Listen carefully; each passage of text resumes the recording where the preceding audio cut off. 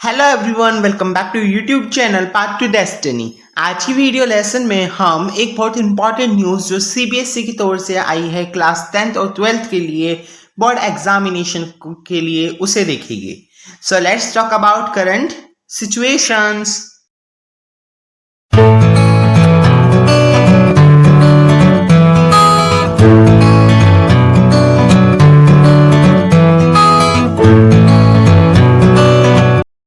अभी अभी सीबीएसई की ऑफिशियल साइट पे एक न्यूज़ आई है बोर्ड एग्जामिनेशन को लेके क्लास 10th और 12th के लिए। तो बोर्ड एग्जामिनेशन को लेके क्या न्यूज़ आई है हम उसे देखते हैं। उस न्यूज़ के अकॉर्डिंग बोर्ड एग्जामिनेशन हमारे दो टर्म्स में बांटे जाएंगे। एक होगा फर्स्ट टर्म, एक होगा सेकंड टर्म। ठीक है, जो हमारी फर्स्ट टर्म होगा वो हमारे नवंबर से दिसंबर के बीच में होगा। नवंबर से दिसंबर के बीच में होगा तो हमारे पास अभी बहुत ज़्यादा टाइम नहीं है प्रिपरेशन के लिए। अब हमें प्रिपरेशन पढ़ाई अच्छे से करनी होगी। नवंबर से दिसंबर के बीच में हमारे टर्म फर्स्ट की एग्जामिनेशन आ जाएगी। उस एग्जामिनेशन में खाली ऑब्जेक्टिव टाइप क्वेश्चंस होंगे, खाली ऑब्जेक्टिव टाइप क्वेश्चंस होंगे, 90 मिनट्स के लिए होंगे। ठीक है, तो हमने क्या क्या देखा कि नवंबर से दिसंबर के बीच में हमारा टर्म फर्स्ट होएगा जो कि 50% सिलेबस आएगा और 50% ही मार्क्स देखे जाएंगे इसके। तो 50% सिलेबस और 50% मार्क्स हमारे इसके बोर्ड एग्जामिनेशन के फाइनल रिजल्ट में जोड़े जाएगी। ये नवंबर से दिसंबर के बीच में होगा। ऑब्जेक्टिव बेस्ड क्वेश्चन होगी उसमें, जिस तरह के एमसीक्यू हो गए हमारे, और फिर हमारा ये 90 मिनट्स का होगा। ये हमारे स्कूल में होगा, जो हमारा ये एग्जाम होगा टर्म फर्स्ट का, ये हमारा स्कूल में होगा। और स्कूल में होने के साथ साथ जो मटेरियल है, जो एग्जाम पेपर है, जो रूल और रेगुलेशंस है, वे सब सीबीएसई के द्वारा स्कूल्स में सेंड करी जाएगी। और ये एग्जाम OMR शीट्स पे करना होगा। हमें किस पे करना होगा? OMR शीट्स पे। Okay, is that clear? हमने अभी देखा कि टर्म फर्स्ट हमारा नवंबर से दिसंबर के बीच में होगा। ऑब्जेक्टिव टाइप क्वेश्चन हो गया, उसमें 90 मिनट्स का होगा एग्जाम। 50% सिलेबस आएगा हमारे टोटल सिलेबस में से, और 50% मार्क्स जोड़ी जाएगी। और स्कूल में हो गया एग्जाम, और OMR शीट पे हो गया। ये शी लिखा है यहाँ पे, ये शीट है। ठीक है, फिर हम देखते हैं टर्म टू। टर्म टू हमारे मार्च से अप्रैल के बीच में होंगे। आने वाली मार्च से अप्रैल मतलब नेक्स्ट ईयर की मार्च से अप्रैल के बीच में होंगे। सब्जेक्टिव टाइप क्वेश्चंस होंगे, मतलब लॉन्ग क्वेश्चन आंसर और रियलिटी बेस्ड क्वेश्चन आंसर्स हो जाते हैं। High order thinking question answers, ये सब हमारे इसमें होंगे। और ये 2 आवर का एग्जाम होगा। ठीक है, तो 90 मिनट का तो हमारा ऑब्जेक्टिव में था और 2 आवर का हमारा सब्जेक्टिव में होगा। ठीक है, इसमें भी हमारा 50% होगा। 50% सिलेबस इसमें भी आएगा। और एग्जाम सेंटर्स पे ये एग्जाम होगा। ये स्कूल में नहीं होगा, एग्जाम सेंटर्स पे ही होगा।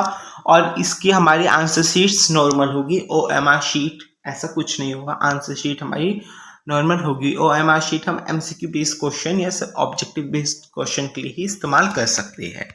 सो ये हमारी एक लेटेस्ट न्यूज़ थी जो कि हमारी CBSE के द्वारा उसकी ऑफिशियल वेबसाइट पे अभी अभी आई थी। इसके साथ साथ उसने कुछ कंडीशंस बता रखी है बोर्ड एग्जामिनेशन को लेके। पहली कंडीशन ये बता रखी है, अगर और एग्जाम हमारा जो टर्म फर्स्ट का एग्जाम है वो हमारा ऑफलाइन हो गया, ऑनलाइन हो गया, ऑनलाइन।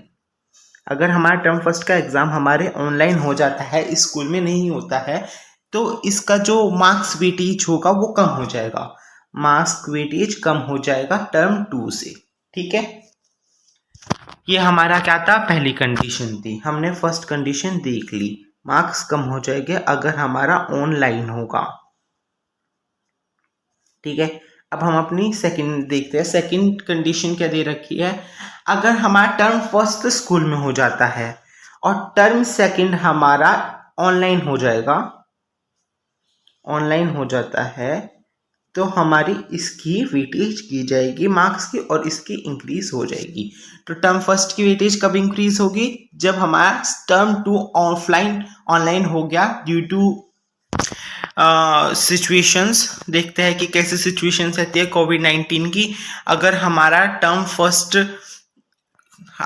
टर्म फर्स्ट ऑनलाइन हुआ तो टर्म सेकंड की वेटेज बढ़ जाएगी, मार्क्स की वेटेज बढ़ जाएगी। अगर हमारा टर्म 2 ऑनलाइन हो गया तो टर्म फर्स्ट की हमारी वेटेज बढ़ जाएगी। ठीक है, ये हमारी सेकंड कंडीशन थी।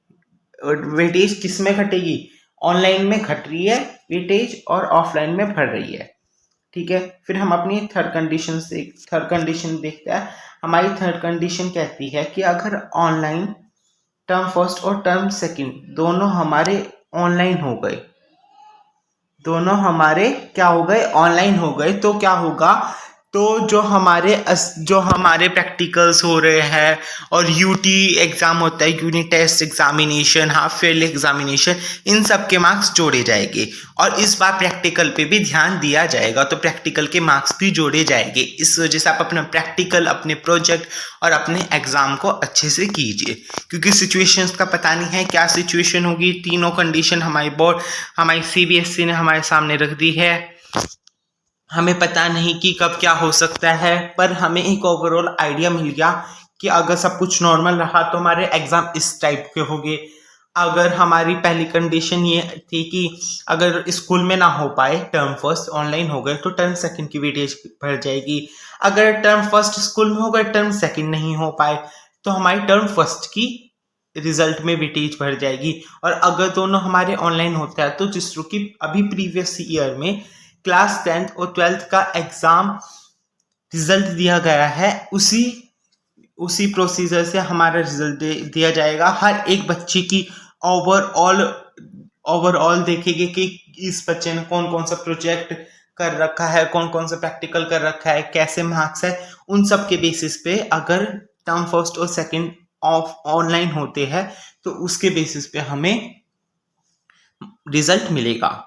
So that's all for today's video lecture. अगर आपको आज के वीडियो लेक्चर में समझ में आया हो कि इंपॉर्टेंट न्यूज़ जो सीबीएसई के द्वारा दी गई थी वो क्या थी, तो ये आपके लिए अच्छा है। आप इससे अपनी प्रिपरेशन कर सकते हो कि हाँ, हमारे नवंबर से दिसंबर में टर्म फर्स्ट हो सकता है, तो आप उस हिसाब से ऑब्जेक्टिव बेस्ड क्वेश्चन की प्रिपरेशन करनी स्टार्ट कर सकते हो। जो